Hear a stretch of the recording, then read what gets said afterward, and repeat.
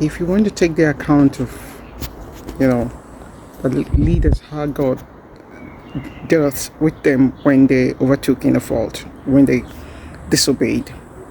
Think of the account of David, Moses, and it was not even Moses. You see, leaders, their judgment is very tricky, and you cannot stand between leaders and God.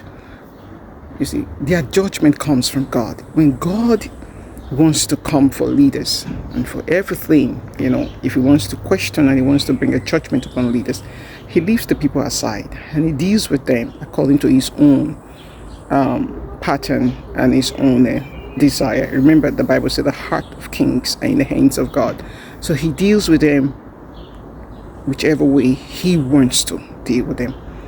You see, when God wants to come against the people, Jericho, Sodom and Gomorrah, and even a part of Egypt, Goshen and Egypt. The Bible said light was in Goshen, darkness was. If you read the account of, you will understand how God systematically brings the judgment upon the people. So the judgment upon the people is more devastating, because when a people wants to go against the will of God, it doesn't just start from the leaders. When a people are vile and they're so dark in their ways, now God brings a judgment upon the people. So your life as a child of God, you have to think inwardly and begin to deal with yourself as a person, because you are not perfect. You're not a perfect being on your own. You have to deal with yourself, your stance with God, if you have a right standing with God, your relationship with God, you have to refine it, you have to purify it, you have to see yourself as a child of God, sent on this earth to do the will of God, to run a cause for God. But if you're accessing God through the faults of leaders or through the faults of pastors, then you're getting it all wrong, because God's judgment on leaders and the people are quite different.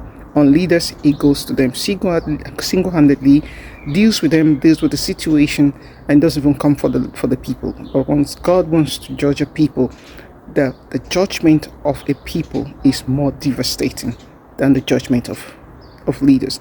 So if you are wise, you're able to think on this line and walk with yourself, because what God is calling out for is a person. That's why it's called a personal relationship.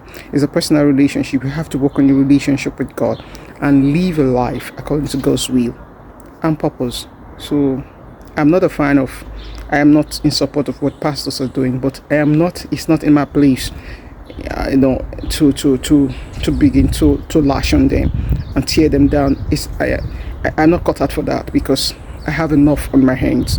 So I don't need to begin to deal with the situations and what they do. What I know is that God is going to make things right at his own perfect time, and the ones that he's going to rebuke, he's going to rebuke. The ones that's going to call back to stand, he's going to call back. The ones that will listen. The ones that he's going to judge, that is God's business. It's not my business. My business is to have my personal relationship with God, going on and doing his will and working in his perfect will to ensure that I live a life that is purposeful for God. Stay blessed and bye-bye.